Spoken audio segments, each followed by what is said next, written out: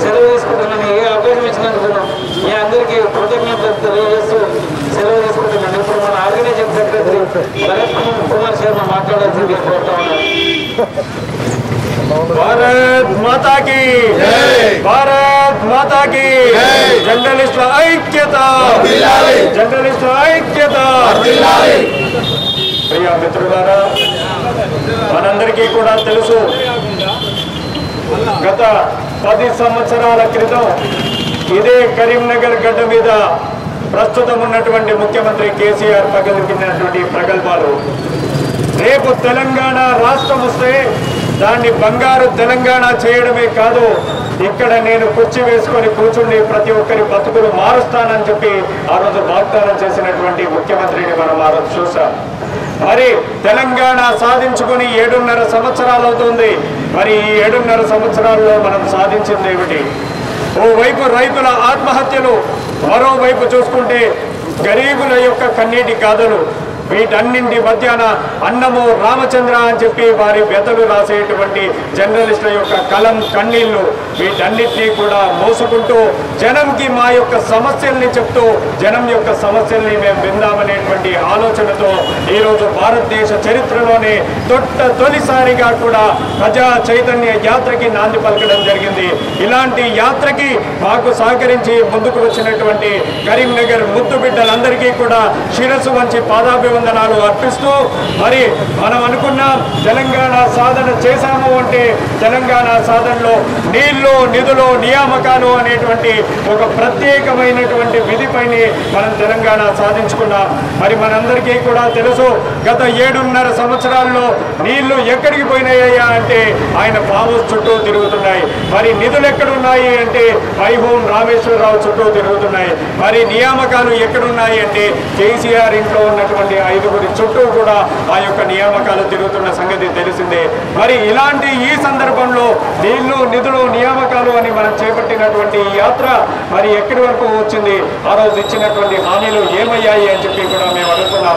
ఒక జర్నలిస్ట్గా కూడా మేము ప్రశ్నించదలుచుకున్నాం. అయ్యా కేసీఆర్ గారు, జర్నలిస్టులకి ప్రధానమైనటువంటి అర్హత అని చెప్పి మనం చెప్పుకునేటువంటి అక్రిడేషన్ కార్డు, కేవలం నాలుక గీసుకోవడానికి కూడా పనికిరానటువంటి అక్రిడేషన్ కార్డుని గత 7 సంవత్సరాలుగా నువ్వు ఎందుకు ఇయ్యలేకపోతున్నావు అని చెప్పి మేము మొట్టమొదటిసారిగా నేను ప్రశ్నిస్తున్నాం. అంతేకాదు, కోట్ల రూపాయల వ్యయం చేసి పోలీస్ స్టేషన్లు కట్టినటువంటి నీవు ఈరోజు తన యొక్క ప్రాణాలు తెగించి ముందుండి కష్టపడుతున్నటువంటి జర్నలిస్టుల కోసం హెల్త్ కార్డులు ఎందుకు ఇయ్యలేకపోతున్నావు అని చెప్పి మరొక ప్రశ్న కూడా మేము సంధిస్తున్నాం. ఇంతేకాదు, ఈరోజు డబుల్ బెడ్రూమ్ల పేరుతో ఆయా మాటలు చెప్పి మ్యాజిక్ చేసేటువంటి నీవు మరి జర్నలిస్టుల యొక్క సంక్షేమాన్ని ఎందుకు మర్చావు అని చెప్పి కూడా అడుగుతున్నాం. మొన్నటికి మొన్న కరోనా కష్టకాలంలో మరణించినటువంటి మనోజ్ కుమార్ లాంటి ఒక జర్నలిస్ట్ యొక్క కుటుంబాన్ని ఆడుకుంటామని చెప్పేసి నువ్వు ఏదైతే ప్రాగ్మానం చేశావో మరి ఆ యొక్క ఆదుకునేటువంటి పరిస్థితి ఎక్కడి వరకు వచ్చింది అని చెప్పి కూడా మేము ప్రశ్నిస్తూ ఉన్నాం. ఇవాళ మనోజ్ కుమార్ లాంటి వ్యక్తులు దాదాపు 200 మంది కరోనాతో చచ్చిపోతే మరి నువ్వు చేసిన సహాయం ఏమిటి అని చెప్పి కూడా అడుగుతున్నాం. ఈరోజు ఒకటే అడుగుతున్నాం కరీంనగర్ వేదికగా, ఈరోజు మాకు నాయకులు ముఖ్యం కాదు, సంఘాలు ముఖ్యం కాదు, వ్యవస్థలు ముఖ్యం కాదు, జర్నలిస్టుల సంక్షేమమే మాకు ప్రధానమైనటువంటి ఉద్దేశం. అందుకోసమే ఇవాళ రథం కట్టుకొని మేము బయలుదేరినాం. అందుకే అడుగుతున్నాం కేసీఆర్, ఈ రోజు నీకు కనుక జర్నలిస్టులమైన చిత్తశుద్ధి ఉంటే, నీవు జర్నలిస్టుల పక్షపాతివే అయితే, నీకు ప్రజల్ని కాపాడుకోవాలి అనేటువంటి దమ్ము ధైర్యమే కనుక నీకు ఉన్నట్టయితే ఖచ్చితంగా గద్దె దిగి ఈ రోజున జర్నలిస్టుల పక్షపాతిని నిరూపించుకోవాల్సినటువంటి సమయం ఆసన్నమైంది. లేదా ఈరోజు చెప్పినట్టుగా కూడా మరో ఉద్యమానికి ఖచ్చితంగా తెలంగాణ జర్నలిస్ట్ యూనియన్ ఇదే వేదికగా కూడా ప్రారంభించబోతుంది. రెండోసారి ఉద్యమం ప్రారంభిస్తాం. ఖచ్చితంగా నీ యొక్క గద్దెను దించి మేము ఆ గద్దె పైన కూర్చోబెట్టేటువంటి ప్రయత్నాన్ని కూడా చేస్తామని చెప్పి కూడా తెలియజేస్తున్నాం. అందుకే కేసీఆర్ నీకు చెప్తున్నాం, అహంకారాన్ని మెదడులో పెట్టుకుని నువ్వు మాట్లాడేటువంటి ప్రతి మాట ఈరోజు ప్రజలు గమనిస్తూ ఉన్నారు. మొన్నటికి మొన్న హుజూర్ నగర్లో నువ్వు మాట్లాడావు, ఒక తల్లి నీ దగ్గరికి వచ్చి తన యొక్క గోడను వెళ్ళబోసుకుంటే నువ్వు ఒక కుక్కవు, నీలాంటి కుక్కని ఎంతో మందిని చూశానని చెప్పి నువ్వు చెప్పుకుంటున్నావు. కానీ ఇవాళ ప్రజలు అలా వింటలేదు. అయ్యా కేసీఆర్, మా ప్రజలందరికీ కూడా తెలుసు, చిన్నప్పుడే మేము చదువుకున్నాం, కనకపు సింహాసనం మీద సునకము కూర్చుండబెట్టి అని మేము చదువుకున్నాం. ఈరోజు మా ప్రజలు కూడా అదే భావిస్తున్నారు. ఒక సింహాసనం పైన ఒక కుక్కను కూర్చుండబెట్టామని చెప్పి ఈరోజు మా యొక్క ప్రజలు భావిస్తున్నారు. ఖచ్చితంగా నీ యొక్క అహంకారాన్ని, నీవు చేస్తున్నటువంటి వంచనని ప్రజల్లోకి తీసుకువెళ్ళేటువంటి ప్రయత్నాన్ని చేస్తున్నాం.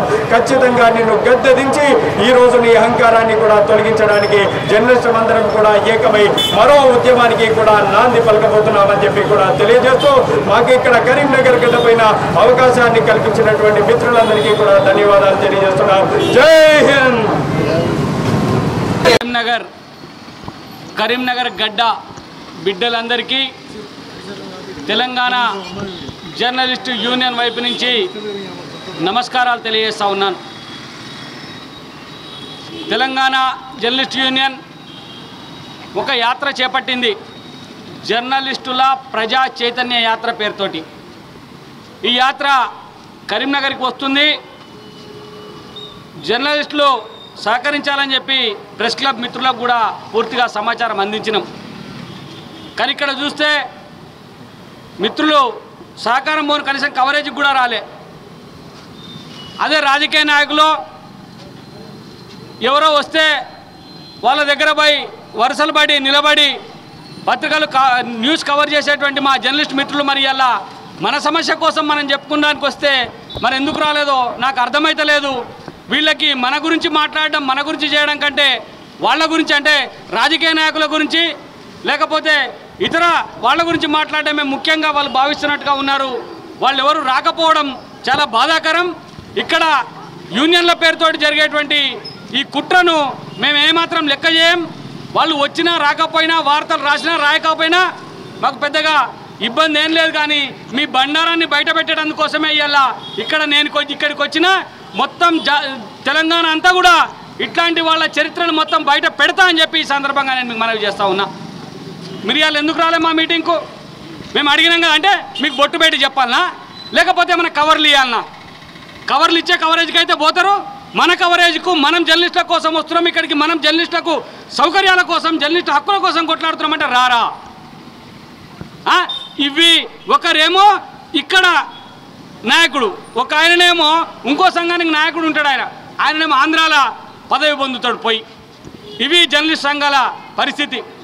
ఇక్కడ రాష్ట్ర నాయకుడు అయినాడు, రాష్ట్రానికి సంబంధించిన అధ్యక్షుడు కూడా ఇక్కడనే ఉన్నాడు. మరి ఆయన ఇక్కడ జర్నలిస్టుల కోసం ఏం చేసినా ఎవరికి తెలియదు.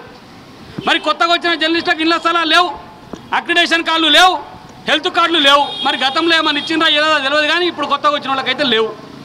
ఇంకొక ఆయన ఉంటాడు వీళ్ళ సంఘానికి, ఇంకో ఆయన గజ్వేల్లో ఉంటాడు, అక్కడ కూడా ఏం లేవు. ఆయనకు మాత్రం 3ో 4ో ఇంట్లో జాగాలో వస్తాయి, భూములు వస్తాయి, వీళ్ళు బాగుపడతారు, లబ్ధి పొందుతారు. జర్నలిస్టులకు వీళ్ళతో ఏమే కాన పైసలు లాభం కాదనేది జర్నలిస్టు మిత్రులు గ్రహించాలని చెప్పి కూడా ఈ సందర్భంగా నేను తెలియజేస్తా ఉన్నా. సరే, ఆ విషయం వదిలేద్దాం. మనం ఎందుకు యాత్ర చేస్తున్నామంటే తెలంగాణ ఉద్యమాన్ని నిర్మించింది, తెలంగాణ ఉద్యమంలోకి ప్రజలను తీసుకొచ్చింది, ప్రజా సంఘాలను తీసుకొచ్చింది, జేఏసీలు పెట్టించింది, వాళ్ళ ద్వారా రోడ్లపైన రాస్తారోకోలు, ధర్నాలు చేయించింది తెలంగాణ జర్నలిస్టులుగా మనం. తర్వాత అదే వార్తలను రాసి పత్రికలలో వేసి పత్రికల ద్వారా ప్రచారాన్ని కల్పించి ఉద్యమానికి ఒక ఇంధనంలా పనిచేసిన వాళ్ళం మనం. అలా పనిచేస్తున్నప్పుడు ఏం చెప్పిండు ముఖ్యమంత్రి గారు? తెలంగాణ జర్నలిస్టులు చాలా గొప్పవాళ్ళు, చాలా పెద్ద ప్రయత్నం చేస్తూ ఉన్నారు, ఉద్యమానికి కట్టుబడి ఉన్నారు, వీళ్లకు తెలంగాణ వస్తే అన్ని రకాల సౌకర్యాలు ఏర్పాటు చేస్తామని చెప్పినటువంటి ముఖ్యమంత్రి ఆ మాట మరిచిపోయిండు. సౌకర్యాల మాట అటు పెట్టండి, కనీసం కలవడానికి పోతే, అడగడానికి పోతే సమయం కూడా ఇవ్వనటువంటి దుర్భర పరిస్థితి అలా తెలంగాణలో నెలకొన్నది. మేమేమడుగుతున్నాం? జర్నలిస్టులకు హెల్త్ కార్డులు ఇమ్మని అడుగుతూ ఉన్నాం. 10 లక్షల రూపాయల విలువైనటువంటి హెల్త్ కార్డు జర్నలిస్టులకు ఇమ్మని చెప్పి అడుగుతూ ఉన్నాం. అది తప్ప? జర్నలిస్టులకు మీరు ఇళ్ల స్థలాలు ఇస్తామన్నారు, ఎక్కడ పోతే అక్కడ కుర్చేసుకొని కూర్చొని ఇండ్లు కట్టిస్తామని చెప్తారు. మరి కట్టియలేదేంది? ఎందుకు కట్టారు? 7 ఏళ్ళు అయిపోతున్నాయి, ఇంకెందుకు కట్టారు అని అడుగుతున్నాం. అది తప్ప? చనిపోయినటువంటి జర్నలిస్టులు సుమారు 200 మందికి పైగా జర్నలిస్టులు ఈ కరోనా కష్టకాలంలో అసూలు బాసిండ్రు. వాళ్ళ కుటుంబాలు రోడ్డున పడ్డాయి. ఆర్థికంగా ఇబ్బంది పడుతూ ఉన్నారు. అట్లాంటి జర్నలిస్టులను ఆదుకోమని చెప్పినాం. అది తప్ప వీటికి మీరు మద్దతు ఇవ్వరా? వీటిని మీరు సమర్థించరా? ఎందుకు సమర్థిస్తలేరు? ఎందుకు మద్దతు ఇస్తలేరు? ఎందుకు వస్తలేరు?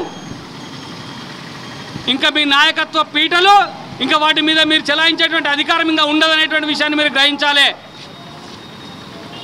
ఇంకొక మాట చెప్తా ఉన్నా, గతంలో తెలంగాణ జర్నలిస్టులు చైతన్యవంతమై పనిచేసి ఎన్కౌంటర్లకు కూడా వెరవకుండా ఉద్యమ వార్తలను సేకరించి ప్రజల ముందు పెట్టినటువంటి చరిత్ర ఈ తెలంగాణ జర్నలిస్టులకు ఉన్నది. మరి అట్లాంటి జర్నలిస్టులు ఈ తుత్తుడుపుగాల ఈ నాయకుల బెదిరింపులకు భయపడతారా? భయపడే ప్రసక్తే లేదు. ఇంకొక విషయం చెప్తా ఉన్నాం, తెలంగాణలో ప్రజలు కూడా చైతన్యవంతులు అవుతూ ఉన్నారు. ఈరోజు మా యాత్ర 7వ రోజు. మొదటి యాత్ర జోగులాంబ అమ్మవారి దేవాలయం నుంచి మొదలైంది. అమ్మవారి ఆశీస్సులతో అక్కడ యాత్ర ప్రారంభించాం. ఆ యాత్ర దిగ్విజయంగా కొనసాగుతూ ఉన్నది. నాతో పాటు నా బృందం మిత్రులు 20 మంది మిత్రులు ఈ యాత్రలో పాల్గొంటూ ఉన్నారు. ఎక్కడికి పోయినా మేము ప్రజల దగ్గరికి పోతున్నాం. ప్రజల దగ్గరికి పోయినప్పుడు ప్రజలు మాకు అనేక విషయాలు చెప్తా ఉన్నారు. ఆ విషయాలు ఏంటి? ఇందాక మంతెనిలో నిలబడి మాట్లాడుతూ ఉంటే ఒక హోటల్లో దోశలు వేసుకునేటువంటి ఒక వ్యక్తి వచ్చి, మీరు మంచి పని చేస్తున్నారు సార్, బ్రహ్మాండంగా ఉన్నది, ఇలా గొంతు విప్పేటోడు మాట్లాడేటోడు ఇలా తెలంగాణలో కరువు అయిపోయిండు, ప్రతిపక్షమే లేని సమయంలో మీరు ఈ మాట మాట్లాడుతున్నారు, ప్రతిపక్షంగా ప్రజల గొంతుగా వినిపిస్తున్నారు అని చెప్పిండ్రు. ఆ మాత్రం బుర్ర తెలివి కూడా మా సంఘాల, మా జర్నలిస్ట్ సంఘాల నాయకులకు లేకపోవడం చాలా సిగ్గుచేటు, చాలా దారుణం. వాళ్ళ కిందికి వస్తే సరిపోయి వాళ్ళు ఆ నాయకులుగా చెలామణి అయ్యి వాళ్ళు పత్రికలు పెట్టుకొని వాళ్ళకు 3 ఎకరాల భూములు 2 ఎకరాల భూములు ఇస్తే వాళ్ళను ప్రజా సలహాదారులుగా ఎమ్మెల్యేలుగా టికెట్లు ఇస్తే ఇలా ప్రభుత్వం వాళ్ళకంతా మంచి చేస్తుంది అనుకుంటాం. దేశ చరిత్రలోనే సిగ్గుచేటైన పని వీళ్ళు చేసిండ్రు.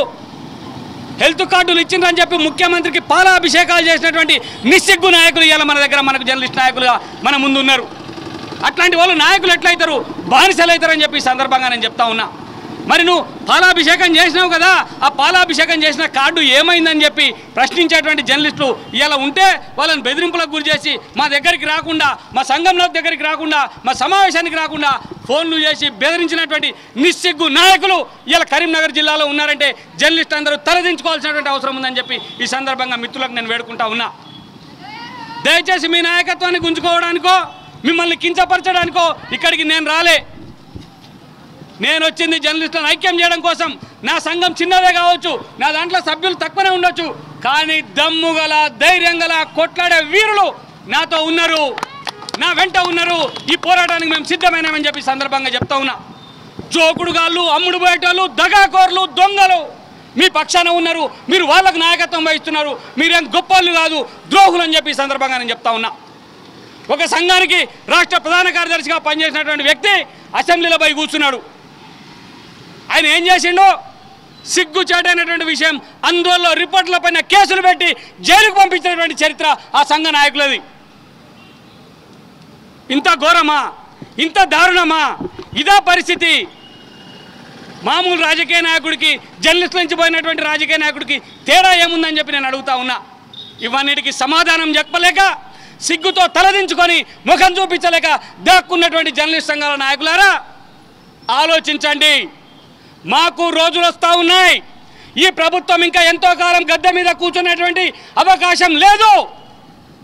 ఈ నియంతృత్వాన్ని ఎదిరించడం కోసం, ఈ ప్రభుత్వాన్ని ఎదిరించడం కోసం, జర్నలిస్టులకు అన్యాయం చేసినటువంటి ఈ ప్రభుత్వాన్ని ఎదిరించడం కోసం షోయబుల్లా ఖాన్ వారసుడిగా కప్పర ప్రసాదరావు ఈ రాష్ట్రంలో అడుగుపెట్టిండు.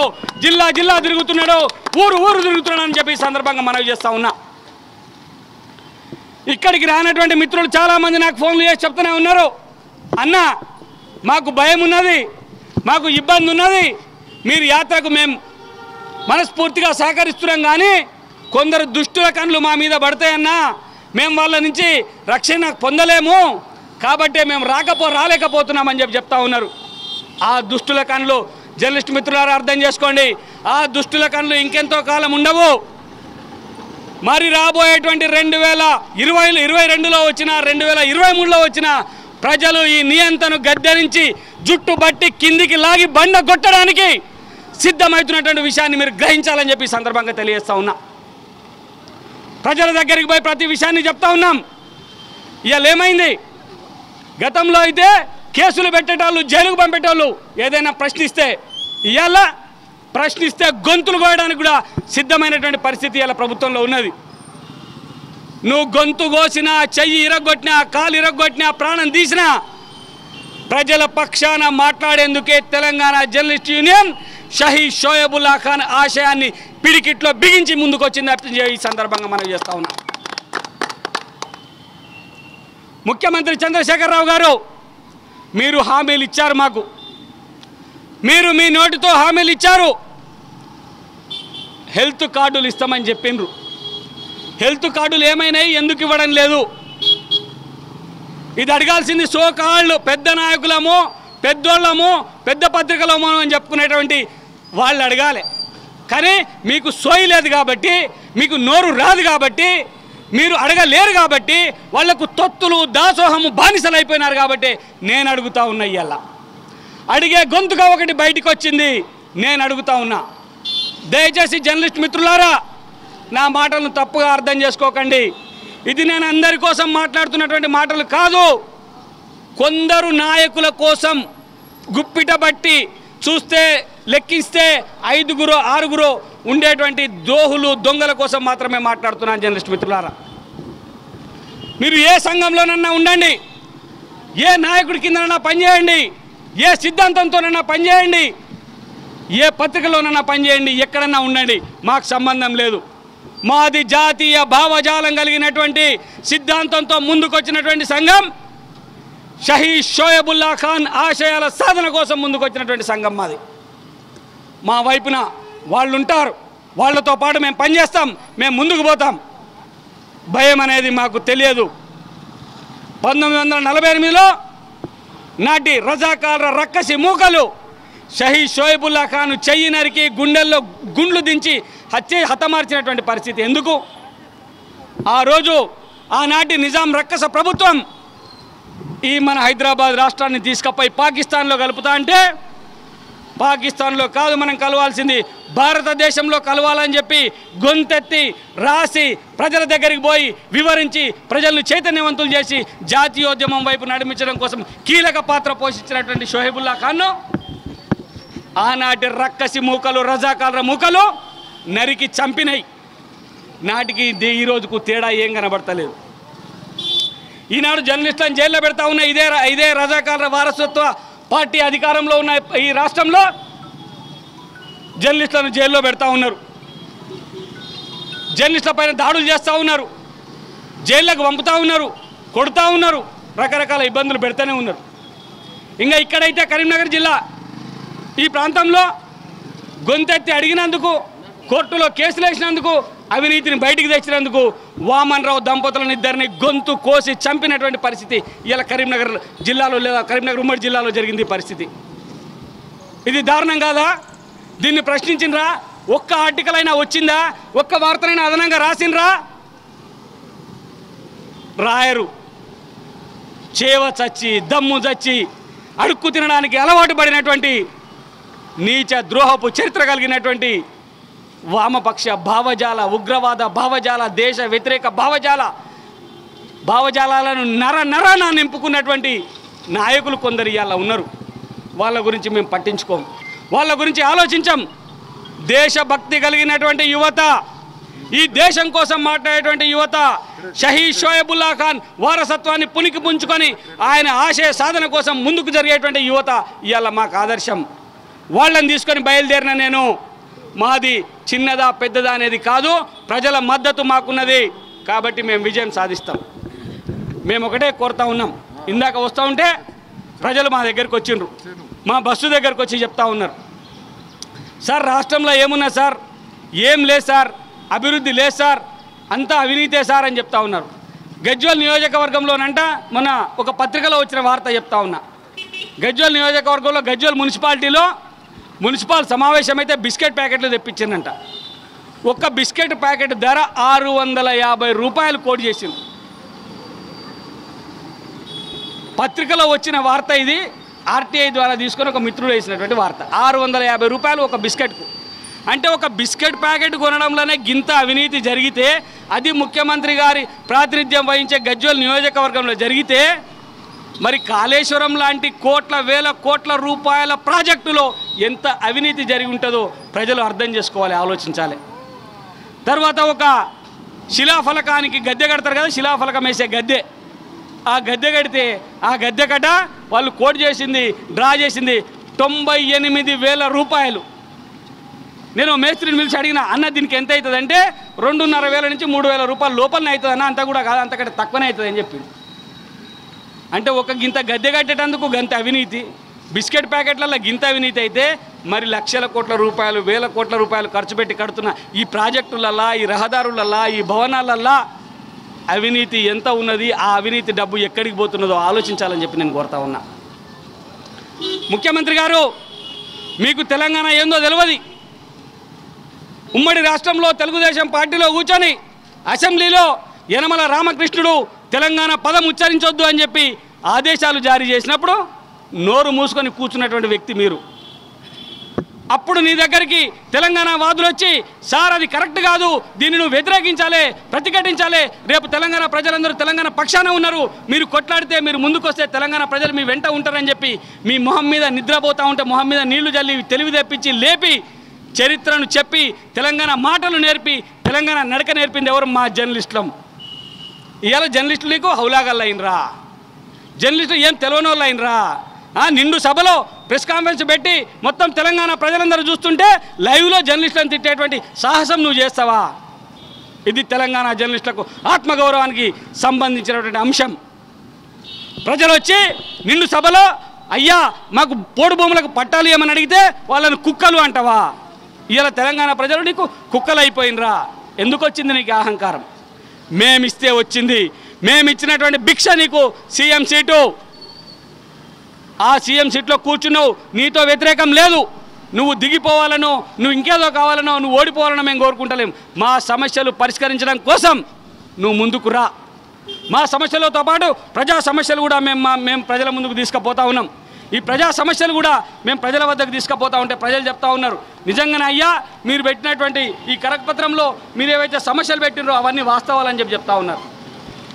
ఈ ప్రజా సమస్యల పరిష్కారం కోసం, తెలంగాణ జర్నలిస్టులకు ఉన్నటువంటి సమస్యల పరిష్కారం కోసం మేము ప్రజా చైతన్య యాత్ర చేస్తూ ఉన్నాం. ఈ చైతన్య యాత్ర నీకో, నీ కొడుక్కో, నీ బిడ్డకో, నీ అల్లునికో వ్యతిరేకమైనటువంటి యాత్ర కాదు. ఇది ప్రజల కోసం, జర్నలిస్టుల కోసం కలిసి కొట్లాడడం కోసం చేస్తున్నటువంటి యాత్ర. ఇంకా మీకు 2 సంవత్సరాల సమయం ఉన్నది. ఇంకో సంవత్సరం లోపలనే మీరు ఇచ్చినటువంటి హామీలు నెరవేర్చేటువంటి కార్యక్రమానికి రంగం సిద్ధం చేసుకోండి. తెలంగాణ జర్నలిస్టులకు మొట్టమొదటగా హెల్త్ కార్డులు మంజూరు చేయండి, ఇళ్ల స్థలాలు ఇవ్వండి. ఇస్తే మీ పక్షాన ప్రజలు ఆలోచించేటువంటి అవకాశం ఉంటుంది. ప్రజలకు ఇచ్చినటువంటి హామీలు ఉన్నాయి. 3 బెడ్రూమ్ ఉన్నది, 3 ఎకరాల భూమి ఉన్నది, ఇంటింటికి నల్ల అయితే ఇచ్చినా అని చెప్పుకుంటున్నాం. కానీ చాలా దగ్గర నేను పోయి చూసినప్పుడు ఆ నీళ్లు తాగుతలేమయ్యా, అందులో పురుగులు వస్తున్నాయి, రాళ్ళు వస్తున్నాయి, గులికలు వస్తున్నాయి అని ఏవేవో చెప్తా ఉన్నారు. వాళ్ళందరూ చాలామంది చెప్తున్నారు ఆ నీళ్ళు తాగుతలేము, వాడకానికో బట్టలకో ఉపయోగపడుతున్నాయి తప్ప తాగుతలేమని చెప్తా ఉన్నారు. సరే, అదే పక్కకు పెడదాం. ఇంకొక అంశం ఉన్నది. తెలంగాణ వస్తే ఏమన్నావయ్యా, నారాయణ చైతన్యాలు ఉండేవి.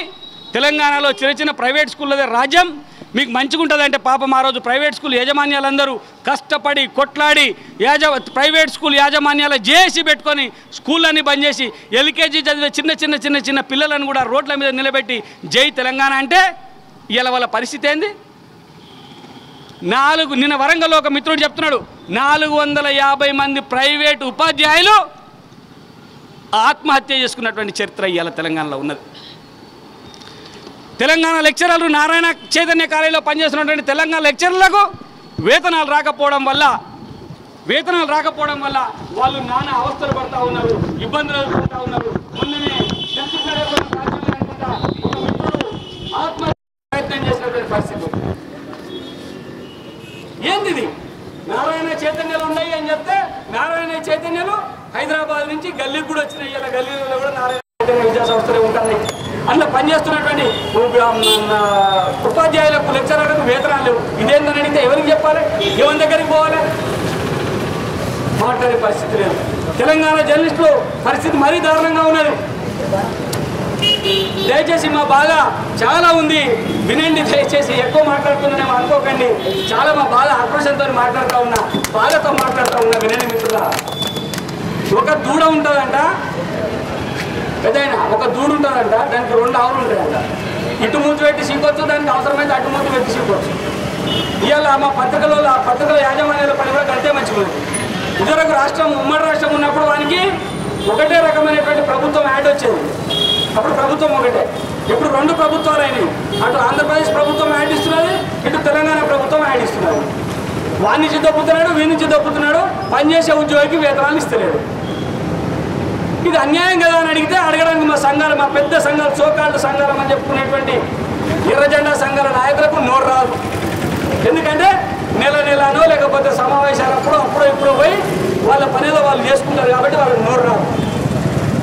మరి అలా ఒకవైపు 2 రకాల ఆదాయం వస్తున్నటువంటి యాజమాన్యాలకు ఉద్యోగులను తీసేస్తూ ఉంటే అడిగేటువంటి హక్కు ఎందుకు లేదా? వాళ్ళని ఎట్లా తీసేస్తారు? వాళ్ళు ఉద్యోగాలు పోయి అర్ధాంతరంగా ఉద్యోగం పోయి వాడు రాత్రి పని చేసుకొని వస్తాడు, తెల్లారి డ్యూటీకి పోతే నువ్వు లేవు, నీ డ్యూటీ అయిపోయింది పో అంటారు, ఇంటికి పో అంటారు. అట్లా మా మిత్రుడు ఇందాక చెప్పారు, సాక్షికి సంబంధించినటువంటి మిత్రుడు నాతో పాటు TV5లో పనిచేసి నాతో పాటు క్లోజ్గా ఉన్నటువంటి మిత్రుడు ఆత్మహత్య చేసుకున్నటువంటి పరిస్థితి. ఏం మీ కళ్ళకు కనబడతలేవా? కళ్ళకు గంతలు కట్టుకున్నారా? లేకపోతే మందు మత్తులు ఆగమైపోతున్నారా నాయకులారా? మీరు జర్నలిస్టుల గురించి ఎందుకు అడుగుతలేరు? ఎందుకు పట్టించుకుంటలేరు? వైఎస్ రాజశేఖర రెడ్డి గారు ముఖ్యమంత్రి ఉన్నప్పుడు Jawaharlal Nehru cooperative housing society పేరుతోటి హైదరాబాద్ నగరంలో జర్నలిస్టులకు ఇళ్ల స్థలాలు ఇస్తే ఈ రోజుకి ఆ స్థలాలు జర్నలిస్టులకు దగలాలు చేసినటువంటి పరిస్థితి లేదు. ఇంత దయనీయ పరిస్థితి ఎందుకు? ఏమంటే కోర్టు కేసు చెప్తాం. హైదరాబాద్ నగరం చుట్టూ ఉన్నటువంటి 1000 ఎకరాల భూముల్ని ఆంధ్ర పెత్తందారులు అక్రమంగా కబ్జా చేసి అమ్ముకొని 1000 కోట్లు సంపాదిస్తుంటే వాళ్ళకి ఏ కోర్టు కేసు అడ్డం రాదా? జర్నలిస్టుకు 150 గజాల స్థలం ఇవ్వడానికి నీకు కోర్టు కేసు అడ్డం వస్తున్నారా? ఇదేనా న్యాయం అని చెప్పి నేను ప్రశ్నిస్తా ఉన్నాను.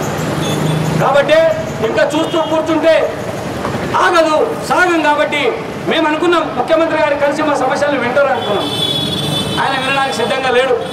ప్రగతి భవన్ గేట్లు మా కోసం తెరుచుకో, సచివాలయానికి ఆయన రాడు, ఫామ్ హౌస్లోకి మనం పోలేము, ఇంకెక్కడికి పోవాలి? అందుకనే మేమేమంటున్నామంటే ముఖ్యమంత్రి గారికి ఆ సీటు మీద కూర్చుండబెట్టినటువంటి న్యాయ నిర్ణేతలు ఎవరంటే మా ప్రజలు, ఓట్లేసినటువంటి ప్రజలు. కాబట్టి ఈ ముఖ్యమంత్రి తీరును ఇప్పుడు కూడా మన అభిప్రాయం ఎట్లుదో అలా మలకొట్టాల కోసం తీసుకుంటాగా తెలంగాణ అటు ఇంట్లో మనం చెప్పినట్టుగా తెలంగాణ ముఖ్యమంత్రి ఇంట్లో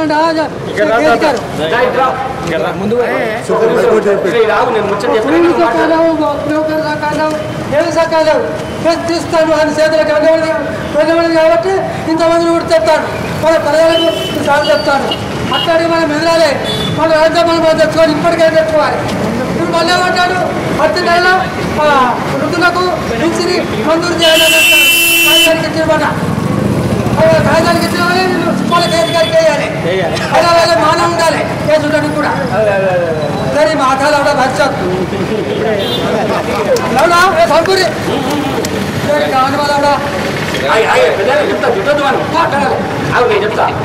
తీసుకో. ఇది పరిస్థితి.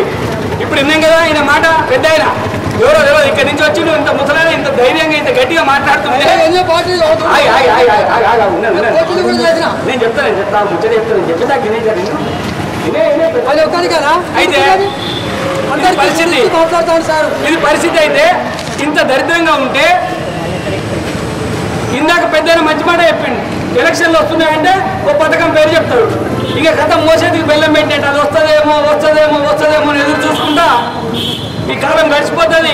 వస్తుంది అనుకుని ఓటేస్తాము, మోసపోతాము. మేము ఈ ప్రభుత్వాన్ని ఓడగొట్టు మనం ఈ టీఆర్ఎస్ పార్టీకి వ్యతిరేకంగా ముఖ్యమంత్రికి వ్యతిరేకంగా మేము వస్తాం. వాస్తవాలు చెప్తా ఉన్నాం, ప్రజలు అర్థం చేసుకోండి. మాకు తెలంగాణ జర్నలిస్టులకు ముఖ్యమంత్రి గారు అన్యాయం చేశారు, మాకు అన్యాయం చేసిండ్రు, అట్లనే ప్రజలకు కూడా అన్యాయం చేసిండు. కాబట్టి ప్రజలకు చేసినటువంటి అన్యాయాన్ని మేము అడుగుతా ఉన్నాం. అయ్యా మీకు ఏమైనా బాధలు ఉన్నాయో చెప్పండి అని మేము అడుగుతా ఉన్నాం. ప్రజలు మా దగ్గరకు వచ్చి అనేక రకాల సమస్యలను చెప్తా ఉన్నారు.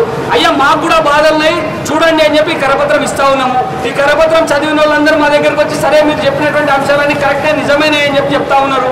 మరి ఇన్ని నిజమైనటువంటి అంశాలని ప్రజలందరూ ఒప్పుకుంటా ఉంటే ముఖ్యమంత్రి గారు నువ్వు ఎందుకు ఒప్పుకోవు? మీకు వచ్చిన నష్టమేంది? ఇవాళ ఉస్మానియా యూనివర్సిటీ విద్యార్థులు, కాకతీయ యూనివర్సిటీ విద్యార్థులు, రకరకాల యూనివర్సిటీలకు చెందినటువంటి విద్యార్థులు ఆర్నిషలు కొట్లాడి ప్రాణాలు అర్పించి ఉద్యమం చేస్తే సిరిసిల్ల సీఎం అంటాడు మనతోని, మా నాయన లేకపోతే తెలంగాణ వచ్చేదా అంటాడు. ఆయన భిక్షన్ అంట, తెలంగాణ కేసీఆర్ పెట్టినటువంటి భిక్షన్ అంట. ఇది ఇలా వాళ్ళకి నెత్తికెక్కినటువంటి అహంకారం. మీ నాయనకే పాఠాలు చెప్పిన తెలంగాణ జర్నలిస్టుల్ని మోసం చేస్తే ఇక సామాన్య ప్రజల్ని మోసం చేసేటువంటి పరిస్థితి ఉంటుందా ఉండదా అర్థం చేసుకోమని చెప్పి కోరుతా ఉన్నాం. కాబట్టి ప్రజలారా, ప్రజాస్వామికవాదులారా, ప్రజా సంఘాలకు సంబంధించినటువంటి నాయకులారా, గతంలో తెలంగాణ ఉద్యమంలో పనిచేసినటువంటి ఉద్యమకారులారా, మీకు పాదాలకు వందనం చేసి చెప్తా ఉన్నా నేను. ఇవాళ తెలంగాణ రాష్ట్రంలో, తెలంగాణ ప్రభుత్వంలో ఒక్క ఉద్యమకారుడన్నా ఉన్నాడా? ఒక్క ఉద్యమకారుడికైనా గౌరవం దక్కిందా? దక్కలేదు. కరీంనగర్ ముద్దుబిడ్డ, జాతీయ స్థాయిలో పేరు తెచ్చుకొని దేశానికి ప్రధానమంత్రి అయినటువంటి పివి నరసింహారావు గారు, తెలుగువారు గర్వించదగ్గటువంటి బిడ్డ. ఇవాళ ఏమైంది? పివి నరసింహారావు కేసీఆర్ పేరు చెప్తలేదా? అయిపోయింది, ఆయన బొమ్మ నడవది. ఇప్పుడు ఏమైంది?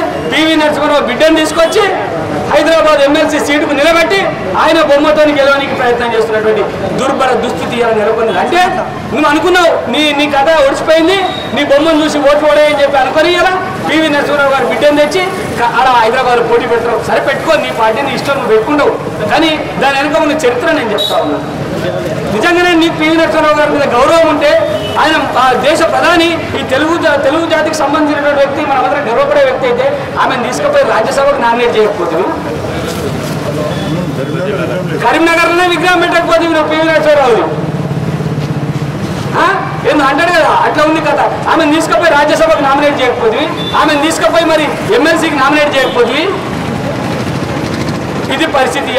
ఇవాళ కులాల మధ్యన చిచ్చు పెట్టడం కోసం అక్కడ రామచంద్రరావు గారు బ్రాహ్మణ కులానికి సంబంధించినటువంటి వ్యక్తి పోటీ చేస్తూ ఉంటే, అయ్యో ఆ కులం నుంచి మళ్ళీ నాకు కూడా కొద్దిగా మేలు కావాలని చెప్పి ఇంకో బాబానాయనం తీసుకుపోయి అలా పోటీకి పెడతా ఉన్నావు.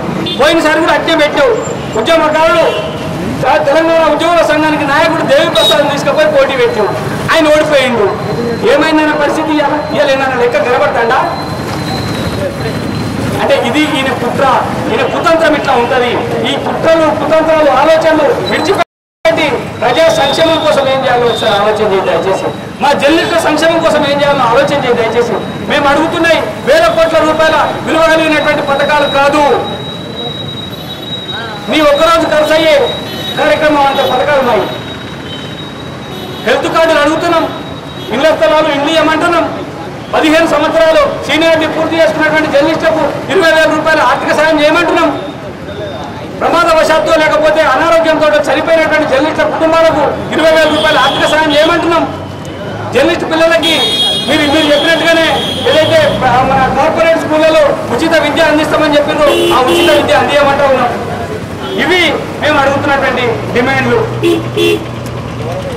హైదరాబాద్ జవహర్లాల్ నెహ్రూ సొసైటీలో ఏదైతే స్థలాన్ని కేటాయించినవో ఆ స్థలం వెంటనే జర్నలిస్టులకు హ్యాండ్ ఓవర్ చేయమని చెప్పి కూడా అడుగుతా ఉన్నాం. ఇవి న్యాయమైన కోరికలు. దయచేసి ముఖ్యమంత్రి గారు కళ్ళు తెరిచి మీరు ఆలోచించండి, ప్రజల వైపు చూడండి. ప్రజలలో మీరంటే వ్యతిరేకత పెరుగుతూ ఉన్నది. ఈ విషయాన్ని మీరు అర్థం చేసుకోండి. మేము రాష్ట్రమంతా తిరిగి ఇదే విషయం చెప్పడం కోసమే మేము రాష్ట్రమంతా తిరుగుతూ ఉన్నాం. చివరిగా నేను చెప్తా ఉన్నా, ప్రజా సమస్యలను కూడా మేము పెట్టాం. పోడు భూములకు పట్టానిమ్మని అడుగుతా ఉన్నాం. 3 ఎకరాల భూమి ఇస్తానం ఇవ్వమని అడుగుతా ఉన్నాం. KG to PG విద్య ఇస్తానం ఇవ్వమని అడుగుతా ఉన్నాం. రకరకాల అంశాలు నేను చెప్తా ఉన్నాం. నిన్న పోతా ఉంటే పెద్ద కొత్తగూడెం కాడ ఆటో డ్రైవర్ కలిసింది. ఆటో డ్రైవర్ యూనియన్ వాళ్ళు అందరూ వచ్చి మద్దతు తెలిపి వాళ్ళు కలిసింది. 420 రూపాయలు 220 రూపాయలు కాదు, కరెక్ట్గా ఐడియా లేదు, 220 రూపాయల ట్యాక్స్ మాఫీ చేసిందట. ఆ విషయం అంతా చెప్తాను నేను. ఆటో వాళ్ళకి ట్యాక్స్ లేకుండా చేసినాను. అదే ముఖ్యమంత్రి 770 రూపాయలు అంటే 220-225 ఉన్నటువంటి ఇన్సూరెన్స్ ని 770 వేసింది.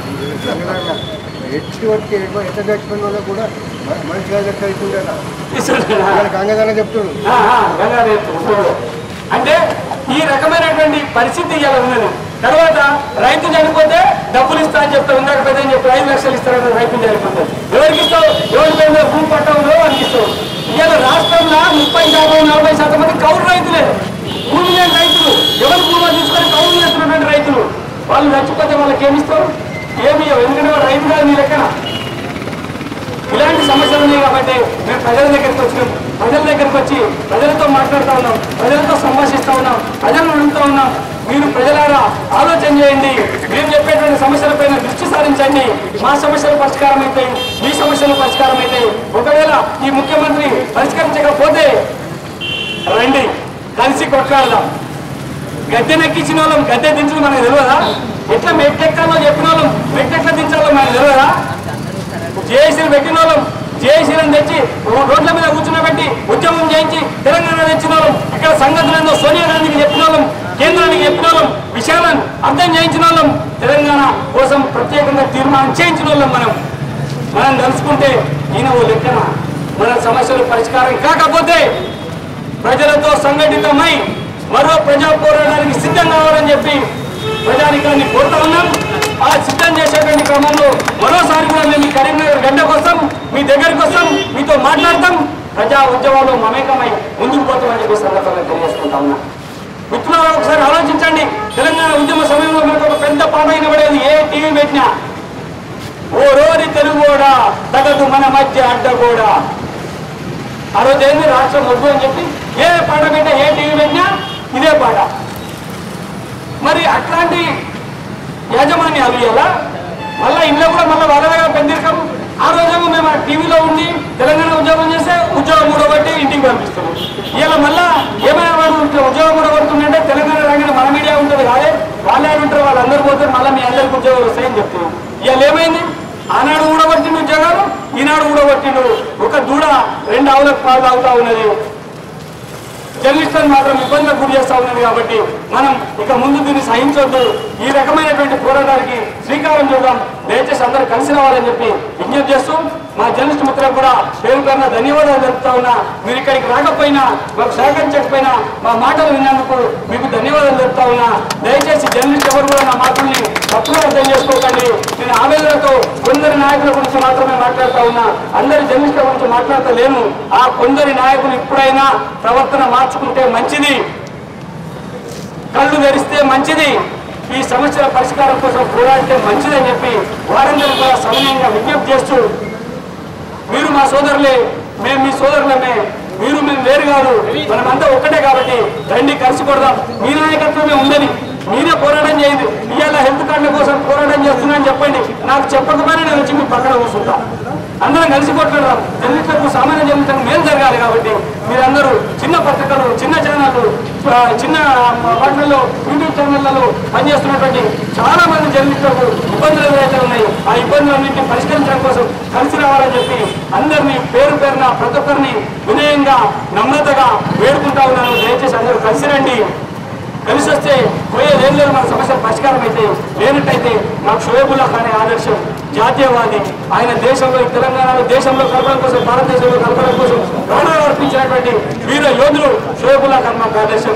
ఆయన ఆదర్శంతోనే మరో పోరాటానికి సిద్ధమవుతామని చెప్పి సందర్భంగా తెలియజేస్తూ ఈ అవకాశం ఇచ్చినటువంటి కరీంనగర్ జిల్లా, కరీంనగర్ గడ్డ బిడ్డలందరికీ పేరు పేరున కృతజ్ఞతలు తెలియజేస్తూ మాకు రాగానే స్వాగతం పలికినటువంటి యువమోర్చా జిల్లా కార్యదర్శి ధీరజ్ గారికి, ఆయన మిత్ర బృందానికి, ఇతర నాయకులందరికీ కూడా పేరు పేరున ధన్యవాదాలు తెలియజేస్తూ ఇట్లాంటి పెద్దయ్యలు కూడా కోట్లాడని సిద్ధమైతా ఉంటే చేవదచ్చి మొత్తం ఇబ్బంది ఉండే యువకులమై మాట్లాడడానికి నాలుకలుండి, రాయడానికి కలముండి, పెన్నుండి కూడా మనం కొట్లాడడానికి ముందుకు రాకపోతే మనకంటే దౌర్భాగ్యం ఎవరు ఉన్నారని చెప్పి మరొకసారి నేను మీ అందరికీ తెలియజేస్తూ పోరాడానికి సిద్ధం కావాల్సిందిగా కోరుకుంటూ ముగిస్తా ఉన్నాను.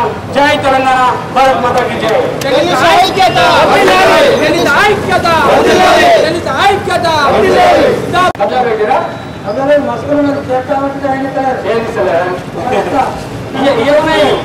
ఇవే సమస్యలన్నీ ఇవే ఉన్నాయి. నీకు ఏమేమి మళ్ళీ ఎవడో వచ్చి పెద్ద లెక్కలు అమ్మకపోతాడు, ఎవడో వస్తాడు ఆ 20 ఎకరాల భూమి ఆయనకి ఇండస్ట్రీకనో లేకపోతే దానికనో అమ్మేసుకుంటాడు. ఇదే జరుగుతూ ఉన్నది.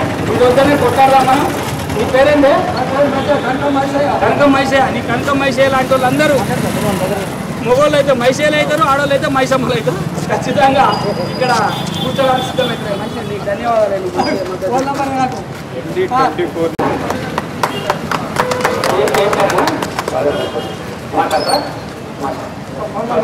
తాజా గౌసీ కూడా ఇస్తారే అన్న నంబర్ ఉన్నాయి, ఇస్తారు తీసుకోవాలి.